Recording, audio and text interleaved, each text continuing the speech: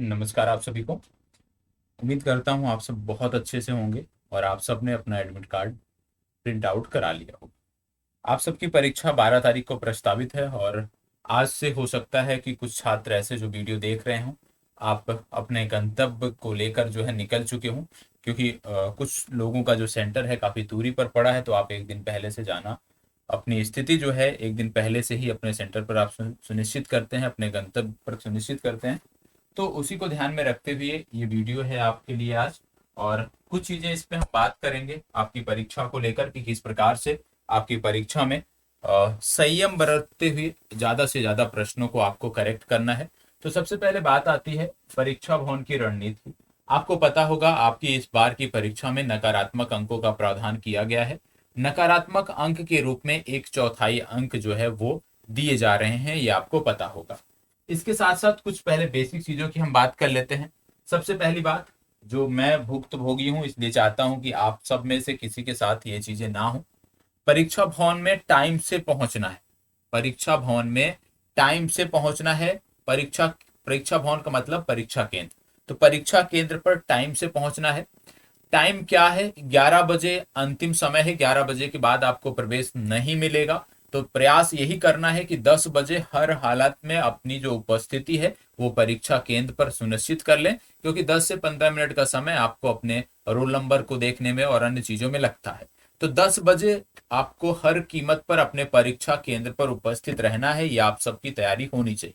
दूसरी बात जो बेसिक है और जरूरी भी है कि आपका परीक्षा केंद्र भले ही आप जानते हो, ठीक है, जैसे यदि आप परिचित हो, पहले गए हो तो कोई बात नहीं, लेकिन नहीं गए हो, यदि आपको कोई लोकेशन दे दिया गया, जैसे मान लीजिए गया में दे दिया गया कोई स्थान, ठीक है, या बक्सर में दे दिया गया कोई स्थान, तो आपसे स्थान के बारे में जानते हो, यदि आपने सुना है, तो ऐसा नहीं कि हम सुबह परीक्षा केंद्र पर पहुंच जाएंगे, ऐसा नहीं करना है।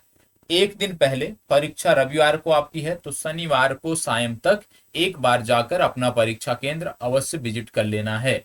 क्योंकि बिहार में कई सारे जिले ऐसे हैं जहां पर आप कह सकते हो परीक्षा केंद्र मुख्यालय से काफी दूरी पर बनाए जाते हैं, और वहां पर परीक्षा के दिन पर पहुंच पाना जो है समय पर, वो आप कह सकते हो आसानी नहीं होती है। बहुत सारी समस्याएं होती हैं। बहुत सारे ऐसे परीक्षा केंद्र होते हैं कि उसके बारे में लोगों को जानकारी नहीं होती है। मोबाइल फोन आप लेकर जाते नहीं हो, और यदि लेकर भी जाते हो तो जीपीएस पर भी वो चीजें मेंशन नहीं होती हैं, अंकित नहीं होती हैं, नहीं दर्ज होती हैं, नहीं पता चलता है। तो परीक्षा केंद्र एक दिन पहले देखिए, क्योंकि पिछली परीक्षा में बहुत सारे छात्र थे मुझे लोग लेकर, जिनकी परीक्षा केंद्र में देरी से पहुंचने की वजह से उनको चुनौतियों का सामना करना पड़ा। 68वीं जो परीक्षा आप देने जा रहे हो तो उसमें इस प्रकार की गलती ना हो, इसलिए आपको परीक्षा केंद्र पर समय से पहले पहुंचना है। एक दिन पहले पहुंचकर परीक्षा केंद्र देख लीजिए। एक दिन पहले यदि आप पहुंचते हैं तो आपको पता चल जाएगा कि कितने कितने समय लगता है जाने में, क्या साधन उपलब्ध है परीक्षा केंद्र तक जाने में जहां आप रुके हुए हो। तो सारी चीजों से आप वाकिफ रहोगे तो आसानी से आप पहुंच सकते हो। अब कुछ चीजें हैं बेसिक जिसके बारे में हम बात करेंगे, क्या क्या लेके जाना है। तो टाइमिंग 10 बजे तक सभी को परीक्षा केंद्र पर पहुंच जाना है। दूसरी बात, आइडेंटिटी कार्ड आपके पास अनिवार्य रूप से होना चाहिए, पहचान पत्र। और पहचान पत्र वही होना चाहिए जो आपने मेंशन किया था फॉर्म फिल करते समय। फॉर्म फिल करते समय यदि आधार कार्ड की बात आपने की है तो आधार कार्ड ले जाइए, पैन कार्ड की बात की है तो पैन कार्ड ले जाइए। कम से कम आपके पास पहचान पत्र अवश्य होना चाहिए, आइडेंटिटी कार्ड अवश्य अनिवार्य रूप से होना चाहिए। ठीक है। इसके साथ साथ आप क्या कर लीजिएगा कि आइडेंटिटी कार्ड का एक फोटो कॉपी भी करा के रख लीजिएगा। ठीक है, फोटो कॉपी भी करा के रख लीजिएगा। ध्यान रखिएगा कि कई बार क्या होता है जब हम परीक्षा देने जाते हैं, बहुत छात्रों के साथ, ऐसे रेयर केस में होता है लेकिन होता है, कि सामान आपका चोरी हो जाता है तो पता चलता है एडमिट कार्ड सब कुछ चला गया। तो आपका जो एडमिट कार्ड है, आपका जो पहचान पत्र है, उन दोनों की एक एक कॉपी अलग से कराकर आप अलग रखो। यदि बैग में सब कुछ आपने रख लिया है तो इस आइडेंटिटी कार्ड को और पहचान पत्र थोड़ा अलग रखो। यदि बैग आपका गुम भी हो जाए, ऐसा होना नहीं चाहिए, लेकिन मान लीजिए विषम परिस्थितियों में ऐसा होता है तो आपको चुनौती का सामना ना करना पड़े, तो इसके लिए आपको तैयार रहना है। इसके साथ साथ फोटो कॉपी आप अपने घर से ही करा के जाइए, प्रिंट आउट घर से ही करा के जाइए, क्योंकि कई बार आप सोचते हो परीक्षा केंद्र हम जाएंगे, वहां पे हम जहां सेंटर होगा वहां पे हम प्रिंट आउट करा लेंगे, तो वहां पे आपको चुनौती होती है। ठीक है, खोजना पड़ता है चीजों को, तो प्रिंट आउट घर पे करा के लेके जाइए। ठीक है। इसके साथ साथ आपको बता दें कि सेंटर, जैसे मैंने बोला कि सेंटर पूर्व में ही आपको विजिट करना है, तो बेसिक जानकारी हो गई। आपके आयोग के अध्यक्ष ने एक बहुत अच्छी बात ट्विटर पर लिखी है। उन्होंने बोला है time management is essential for success. याद रखिएगा, सफलता के लिए टाइम मैनेजमेंट बहुत जरूरी है। ठीक है, अब इसके साथ ही इन्होंने मेंशन किया है कि ऐसा मत करिएगा, विशेष रूप से कंपटीशन में जब बैठते हैं हम, कॉम्पिटिटिव एग्जाम में जब बैठते हैं, प्रतियोगी परीक्षाओं में बैठते हैं, तो छात्र क्या कर देते हैं कि किसी एक प्रश्न पर यदि उलझ गए तो उस पर उलझे ही रह जाते हैं, उसका आंसर निकालने का प्रयास करते रह जाते हैं और उसमें समय उनका जाता है। तो इस परीक्षा में, और चाहे बीपीएससी की हो या कोई भी प्रतियोगी परीक्षा हो, आपको ध्यान में रखने की जरूरत है कि जब आप किसी प्रश्न पर उलझ रहे हैं तो वहां पे बचने का प्रयास करें। ठीक है, जो प्रश्न आपको आ रहा है उसको करिए और आगे बढ़ते रहिए। जिन पे आपको लगे कि इस पे समय देना पड़ेगा तब हल निकलेगा, उसको बाद के लिए छोड़िए। ठीक है, ये चीज जरूर करना है। ठीक है, इसके बाद अब बात आती है कुछ महत्वपूर्ण चीजों की जिन पर आपको सबसे ज्यादा फोकस करना है, जो हर किसी छात्र के दिमाग में होगा, भैया कट ऑफ कितना जाएगा। तो आइए कट ऑफ की भी बात कर लेते हैं। हमारे अनुमान से, हमारे अनुमान से मैं व्यक्तिगत बता रहा हूं, मैं ये नहीं कह रहा हूं कि यही जाएगा, लेकिन मेरे अनुमान से आपका जो कट ऑफ है वो 100 से कम नहीं जाने वाला, 100 प्लस रहेगा, इससे कम नहीं जाने वाला है। ये आपको मानकर चलना है और ये 100% होगा, 100 से कम कट ऑफ आपका नहीं जाएगा। अब यदि 100 से कम कट ऑफ नहीं जाएगा तो इसके लिए हमें क्या करना है? इसके लिए सबसे पहले आपके परीक्षा का जो आप कह सकते हो प्रश्न पत्र मिलेगा, उसमें 150 प्रश्न आपको देखने को मिलेंगे। तो आपको करना क्या है कि ये जो 150 प्रश्न मिलेंगे ना, इनमें से कम, याद रखिएगा शब्द याद रखिए, कम से कम 125 प्रश्न अटेम्प्ट करने हैं। कम से कम, सभी नहीं अटेम्प्ट करना, याद रखिएगा, सब अटेम्प्ट करने के चक्कर में रहेंगे तो फिर फंस जाएंगे। कम से कम 125 प्रश्न अटेम्प्ट करने हैं। ठीक है, और ये जो 125 प्रश्न आप अटेम्प्ट करोगे, इसमें ज्यादातर प्रश्न वही होने चाहिए, 90% प्रश्न वही होने चाहिए जिनके जवाब आप प्रश्न देखते ही तुरंत दे देते हो, मतलब पढ़े हुए होने चाहिए। याद रखिएगा, यदि ये चीजें नहीं है तो आप फिर इस रेस से बाहर हैं। याद कंफर्म रखिएगा, इसको नोट करके रख लीजिए।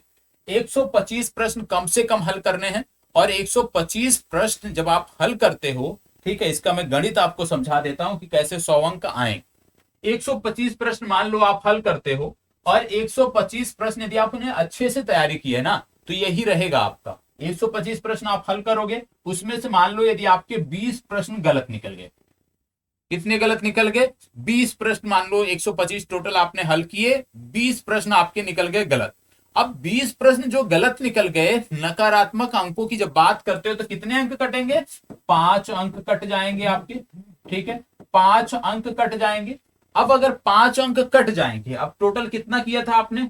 125 टोटल अटेम्प्ट किया था, 20 गलत हो गए, बचे हैं 105, मतलब 105 आपका करेक्ट हो रहा है। ठीक है, अब 105 में क्योंकि 5 अंक निगेटिव वाला ये घट जाएगा, मतलब आप 100 पे आके अटक रहे, 100 पे आके रुक रहे हो, और जो हमारा लक्ष्य है। ठीक है, तो इसीलिए मैंने आपको बोला कि कम से कम 125 आपको हल करने हैं। 125 से यदि कम पर आप रुकोगे तो अपने लिए आप चुनौती उत्पन्न कर रहे हो। याद रखिएगा, 125 से कम हल ही नहीं होना चाहिए किसी का। 125 हर हालत में हमें हल करने हैं, और 125 में यदि 20 प्रश्न, ऐसे 20 होगा नहीं गलत, यदि आपने खूब अच्छे से तैयारी की है ना, 15 प्रश्न से ज्यादा गलत नहीं होगा। लेकिन यदि मान लो 20 गलत हो जाए ना भैया, तो भी आप सेफ स्थिति में रहो। ठीक है, ये काम आपको जरूर करना है। एक चीज और, यदि आपने 125 हल किया और आपको लगता है कि भैया इसमें से तो बहुत कम, जैसे होता है ना, आप हल कर दे तो आपको अनुमान तो लग ही जाता है कि इसमें से कितने सही हो रहे हैं। ठीक है, एक होता है कि तुक्का लगाना, कितना आपने तुक्का लगाया है। यदि सब जोड़ जाड़ के आपको लगता है कि भैया यहां से 20 से ज्यादा गलत हो रहे हैं मेरे, ठीक है, यदि आपको लगता है 125 जो टारगेट है उसको अटेम्प्ट करने में, कि 125 अटेम्प्ट तो कर दिया हमने, लेकिन इसमें 20 से ज्यादा प्रश्न हमारे गलत हो रहे हैं, तब आपको क्या करना है? रिस्क लेना है। और रिस्क क्या लेना है कि 125 वाला जो आंकड़ा है ना, इसको 135 तक लेके जाना है कम से कम। क्यों लेके जाना है? क्योंकि जिससे आप सेफ स्थिति में बने रहो। और 135 तक तब लेके जाना है, बाकी के 25 प्रश्नों में से आपको 10 ऐसे प्रश्न जो है उठाने हैं जो 50-50 वाले हों, कि आप 50% डाउट पे हो, दो विकल्पों में किया तो ए होगा या तो बी, तो वहां पे जो 50-50% वाले डाउट वाले हैं उनमें से 10 प्रश्न आपको अधिक करना है। और मान लो 10 प्रश्न आपने 50-50 वाले किए और उस 10 प्रश्न में 6 प्रश्न भी आपके सही हो गए, 6 प्रश्न भी आपके सही हो गए, तो अंक कितने मिले? 6। कटेंगे कितने? 4 प्रश्न आपके गलत हुए, 4 प्रश्न के कितने कट जाएंगे? कटेगा 1 अंक कट जाएगा। ठीक है, तो मान लो यदि आपका 20 से ज्यादा गलत हो रहा था, उधर 25 प्रश्न आपके गलत हो गए, तो भी आप सही स्थिति में रहोगे, सेफ स्थिति में रहोगे। तो कम से कम सभी को 125 का लक्ष्य लेके चलना है कि 125 हमें हल करके आना है। और 125 में जब आपको लगे कि 20 प्रश्न से ज्यादा गलत हो सकते हैं, वो सबको अनुमान लग जाता है, यदि आपको भी अनुमान लग रहा है कि भैया यहाँ तो गड़बड़ है, 25 प्रश्न हमारे गलत हो रहे हैं, 30 प्रश्न गलत हो सकते हैं, तो थोड़ा सा रिस्क ले लो, क्योंकि वैसे भी आप चुनौतीपूर्ण स्थिति में हो, बॉर्डर पे हो, तो थोड़ा सा रिस्क ले लो, क्योंकि जब सफलता को चूमना है तो थोड़ा सा रिस्क लेना पड़ेगा। थोड़ा सा रिस्क ले लो, यदि वो आपके हित में निकल गया तब तो आपकी नैया हो जाएगी पार, नहीं हुआ तो फिर अगली परीक्षा के लिए करना पड़ेगा इंतजार। तो याद रखिएगा 125 मिनिमम टारगेट होना चाहिए, और 125 में कम से कम 90% वो प्रश्न हो जो 100% आपके कमांड में है, आप उसको हल कर सकते हो। यदि 90% इसमें है तो 125 से आगे आपको नहीं बढ़ना है, 125 पे ब्रेक लगा देनी। ठीक है, इसके बाद यदि आ रहा है 1-2 100% तो कर लो, लेकिन यदि नहीं आ रहा, डाउट वाले हैं, तो फिर वहीं पे रोक देना है अपनी पेन को, आगे नहीं बढ़ना है। ठीक है, लेकिन दूसरा शब्द जो मैंने आपके लिए प्रयोग किया, यदि 125 में आपको लगता है कि यहाँ पे भैया 80% वाला मामला है कि 80% सही होंगे, 20% गलत होंगे, तो थोड़ा सा और रिस्क लेके 10 प्रश्न आपको और अटेम्प्ट करने हैं। ठीक है, तो टारगेट सबका होना चाहिए 125, और याद रखिएगा 100 से नीचे कट ऑफ आने वाली नहीं है भैया, तो 100 के जितना ऊपर आप रहोगे उतनी बेहतर स्थिति में रहोगे। ये मत सोचना कि 100, 104, 108, 110 तब जाती थी जब निगेटिव मार्किंग नहीं थी। भैया कंपटीशन लेवल वही है। ठीक है, निगेटिव मार्किंग है तो भी बहुत सारे बच्चे ऐसे हैं जिनकी तैयारी अच्छी है, वो ले जाएंगे आपके कट ऑफ को आगे। तो इसलिए आपको तैयार रहना है, किसी भी भ्रामक प्रचार में नहीं आना है। टारगेट 125 का कम से कम, यहाँ पे शब्द मैं लिख दे रहा हूं, क्या बात कर रहा हूं, कम से कम 125। ठीक है, यदि 125 तक पहुंचे हो, बाकी के 25 प्रश्नों में भी आपको कुछ प्रश्न लगता है 100% वाले, उसको कवर करिए, कौन रोक रहा है, लेकिन कम से कम 125 टच करके आइए। ठीक है, और कुछ चीजें और, जैसे कि बात आएगी कि कहां पे हमें ज्यादा समय लेना है। देखो, सबसे पहले प्रयास जो करना है, सबसे पहले प्रयास करना है, कॉपी आपको पेपर मिला, प्रश्न पत्र मिला, पेज देखा, पहला प्रश्न, प्रश्न पढ़ते ही आपको समझ में आ जाएगा। यदि आपने 2-3 बार पढ़ा होगा तो तुरंत आप आंसर निकाल लोगे। यदि आंसर निकल रहा है टिक करो, नहीं तो आगे बढ़ो, आ रहा है तो टिक करो, नहीं तो आगे बढ़ो। लेकिन हाँ, मार्किंग जरूर करते हुए चलिएगा पेपर में। जो प्रश्न आप छोड़ रहे हो ना, उसमें टिक अपने जैसे भी आप लगाते हो वो जरूर लगा दो कि आपको पता रहे कि हाँ कौन कौन सा छोड़ा है आपने। ठीक है, उस पर टिक करते हुए फिर आपको आगे बढ़ते हुए चले जाना है। मैथ के प्रश्नों को सबसे लास्ट में देखना है, याद रखिए, क्योंकि मैथ में उलझ रह जाओगे तो अच्छे प्रश्न गलत हो जाएंगे।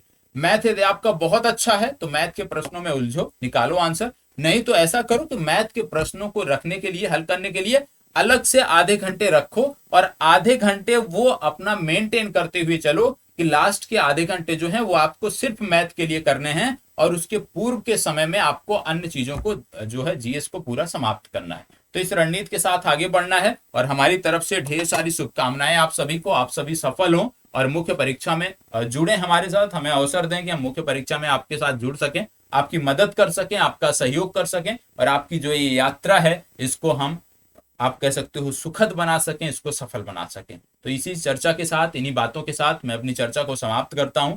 धन्यवाद, बहुत बहुत आभार। जो भी चीजें बताई गई हैं प्लीज उसका 100% पालन करिएगा, निश्चित रूप से आप सफल रहेंगे। धन्यवाद, और हमारी तरफ से ढेर सारी शुभकामनाएं।